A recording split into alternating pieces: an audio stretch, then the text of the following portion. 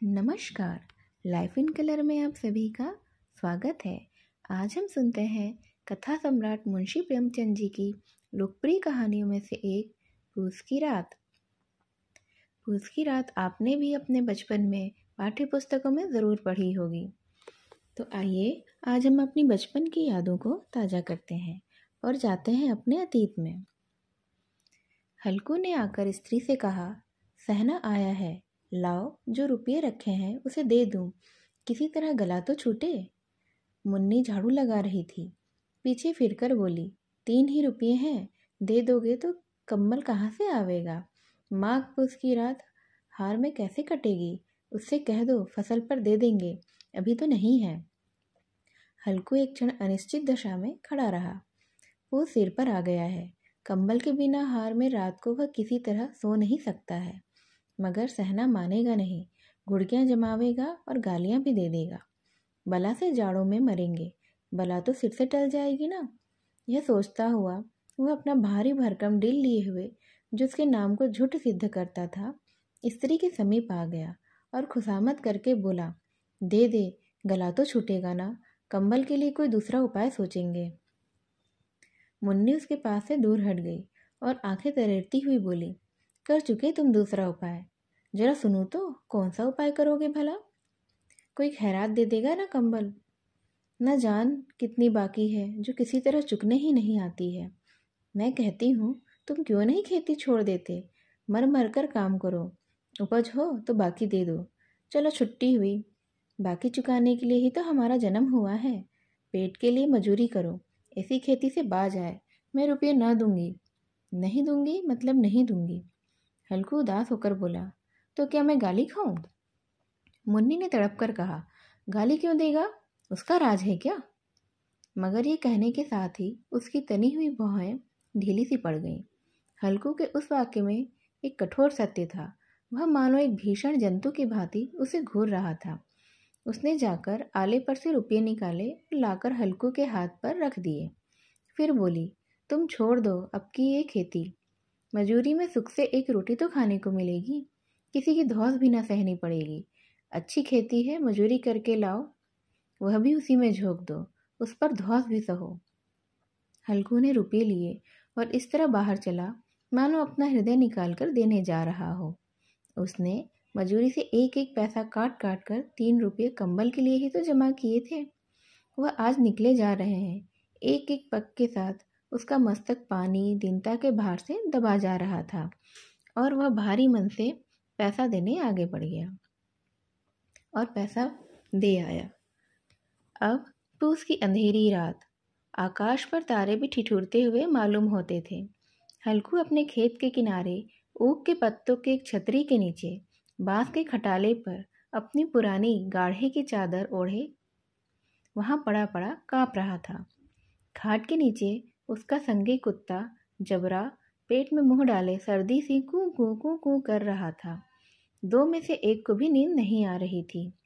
हल्कू ने घुटनियों को गर्दन में चिपकाते हुए कहा, क्यों जबरा, जाड़ा लगता है क्या। कहता तो था घर में पुआल पर लेटा रह, तो यहाँ क्या लेने आया था। अब खाओ ठंड, मैं क्या कर सकता हूँ। जानते थे ना मैं यहाँ हलवा पूरी खाने नहीं आ रहा हूँ। दौड़े दौड़े आगे आगे तुम चले आए, अब रो नानी के नाम को। जबरा ने पड़े पड़े अपनी दुम हिलाई और अपनी कुकू को दीर्घ बनाता हुआ उसने कहा, कल से मत आना मेरे साथ, नहीं तो ठंडे हो जाओगे। यही रात पछुआ न जाने कहाँ से बर्फ़ लिए आ रही है। उठूँ फिर एक चिलम भर लेता हूँ, किसी तरह ये रात तो कटे। 8 चिलम तो मैं पी ही चुका हूँ। यह खेती का मज़ा है। और एक भगवान ऐसे पड़े हैं जिनके पास जाड़ा आए तो गर्मी से घबरा कर भागे। मोटे मोटे गद्दे, लिहाफ, कंबल, मजाल है जाड़ा गुजर जाए इनसे होकर। तकदीर की भी खूबी है, मजूरी हम करें और मज़ा कोई दूसरा लूटे।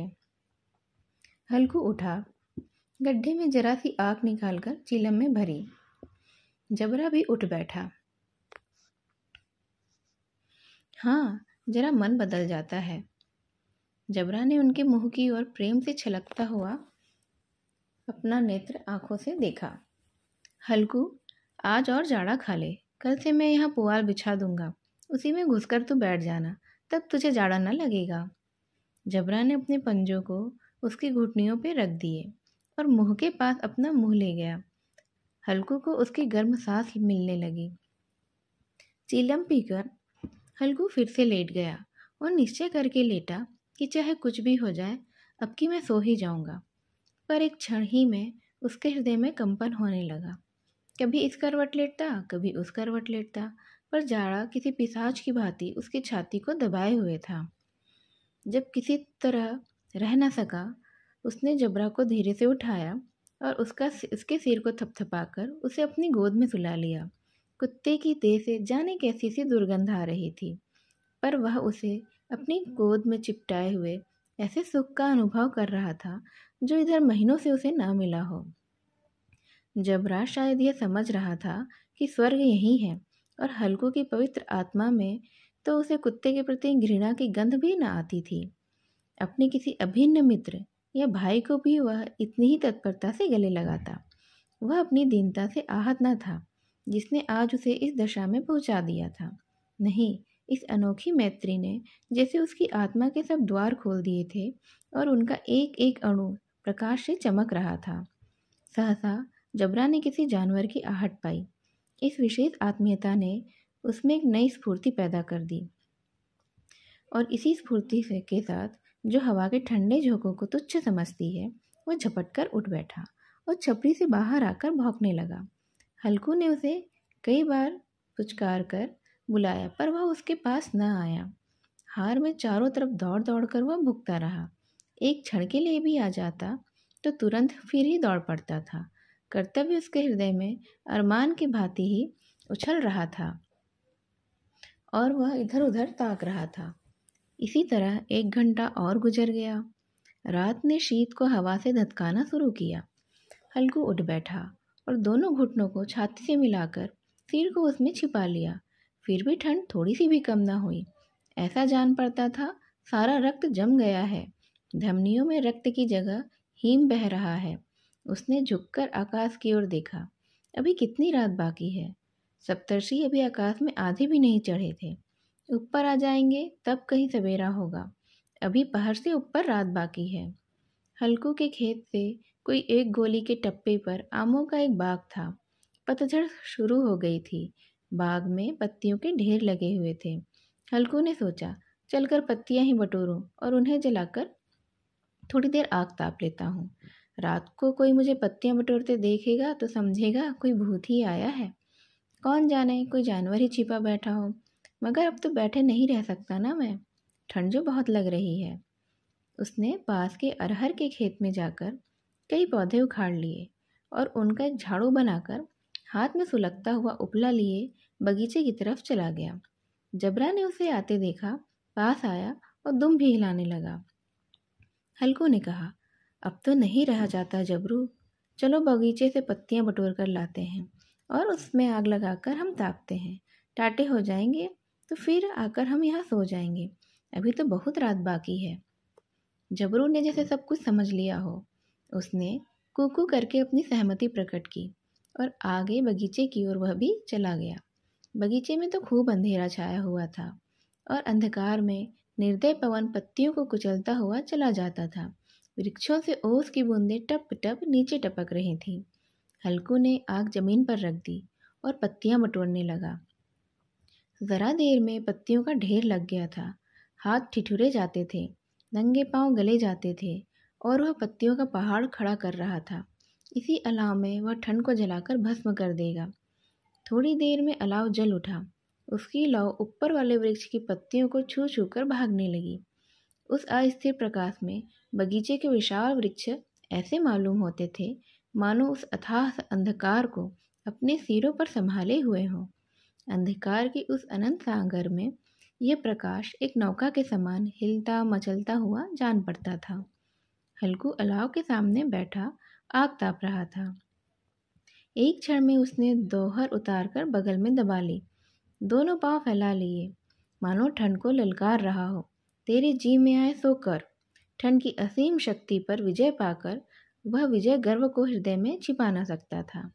उसने जबरा से कहा, क्यों जब्बर, अब ठंड नहीं लग रही है ना? जब्बर ने कूकू करके मानो कहा, अब क्या ठंड लगती रहेगी मालिक। पहले से यह उपाय न सूझा, नहीं तो इतनी ठंड हम क्यों सहते।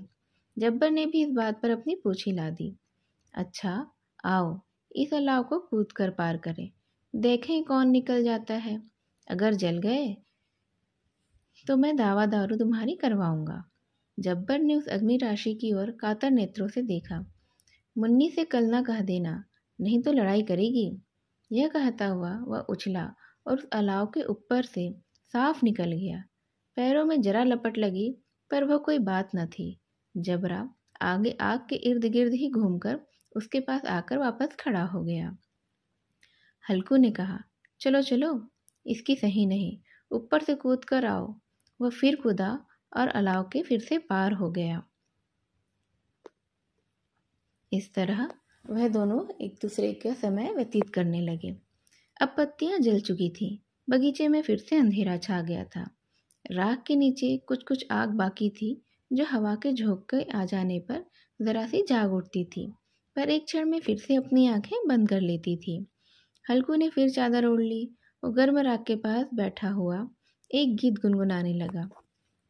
उसके बदन में गर्मी आ गई थी, पर ज्यों ज्यों शीत बढ़ती जाती थी उसे आलस से दबाए लेता था। जबरा जोर से भूंककर खेत की ओर भागा। हल्कू को ऐसा मालूम हुआ कि जानवरों का एक झुंड खेत में आया है। शायद नीलगायों का झुंड था। उनके कूदने दौड़ने की आवाज़ें साफ साफ कानों में आ रही थीं। फिर ऐसा मालूम हुआ कि खेत में चर रही हैं। उनके चबाने की आवाज़ चर चर सुनाई देने लगी थी। उसने दिल में कहा, नहीं, जबरा के होते कोई जानवर खेत में नहीं आ सकता। नोच ही डाले, मुझे भ्रम हो रहा है। कहाँ, अब तो कुछ नहीं सुनाई देता, मुझे भी कैसा कैसा धोखा हो जाता है। उसने जोर से आवाज़ लगाई, जबरा जबरा। जबरा भौंकता हुआ उसके पास न आया। फिर खेत के चरे जाने की आहट फिर से मिली। अब वह अपने को धोखा न दे सका। उसने अपनी जगह से हिलना जहर लग रहा था। कैसा दंदाया हुआ बैठा था। इस जाड़े पाले में खेत में जाना, जानवरों के पीछे दौड़ना असह्य जान पड़ रहा था। वह अपनी जगह से ना हिला। उसने जोर से आवाज़ लगाई, हिलो हिलो, अरे हिलो। जबरा फिर से भूख उठा। जानवर खेत चर रहे थे, फसल तैयार है, कैसी अच्छी खेती है, पर ये दुष्ट जानवर उसका सर्वनाश किए देते हैं। हल्कू पक्का इरादा करके उठा और 2-3 कदम चला, पर एकाएक हवा कस के ऐसे ठंडी झोंका लेकर आया जो उसे चुभने लगी। बिच्छू के डंक सा झोंका जो था वह फिर से बुझते हुए अलाव के पास आ बैठा और राख को कुरेद कर अपनी ठंडी देह को गरमाने लगा। जबरा अपना गला फाड़ डालता था। नील गाय खेत का सफाया किए डालती थी और हल्कू गर्म राख के पास शांत बैठा हुआ था। अकर्मण्यता ने रस्सियों की भांति उसे चारों तरफ से जकड़ रखा था। उसी राख के पास गर्म जमीन पर वही चादर ओढ़कर वह सो गया। सवेरे जब उसकी नींद खुली तब चारों तरफ धूप फैल गई थी और मुन्नी कह रही थी, क्या सोते ही रहोगे? तुम यहाँ आकर रम गए हो, उधर सारा का सारा खेत चौपट हो गया। हल्कून ने उठकर कहा, क्या तू खेत से होकर आ रही है? मुन्नी बोली, हाँ, सारा खेत सत्यानाश हो गया है। भला ऐसा भी कोई सोता है? तुम्हारे यहाँ मड़ैया डालने से क्या हुआ भला? हल्कू ने बहाना किया, मैं मरते मरते बचा, तुझे अपनी खेत की पड़ी हुई है। पेट में ऐसा दर्द हुआ, वह सिर्फ मैं ही जानता हूँ। दोनों फिर से खेत की डांड पर आए। देखा सारा खेत रौंदा पड़ा हुआ है और जबरा मड़ैया के नीचे चित्त लेटा है, मानो प्राण ही ना हो उसमें। दोनों खेत की दशा देख रहे थे। मुन्नी के मुख पर उदासी छाई थी, पर हल्कू बेहद प्रसन्न था। मुन्नी ने चिंतित होकर कहा, अब मजूरी करके माल गुजारी भरनी पड़ेगी। हल्कू ने प्रसन्न मुख से कहा, रात को ठंड में यहाँ सोना नहीं पड़ेगा और इतनी ठंड मुझसे सहन नहीं होगी अब। इस तरह ये पूस की रात कहानी यही समाप्त होती है। यह किसानों के उस दर्द की कहानी है जिसमें वो जी तोड़ मेहनत करते हैं और उन्हें उस मेहनत का फल नहीं मिल पाता है। इस कहानी को ध्यान से सुनने के लिए आप सभी का धन्यवाद। नमस्कार।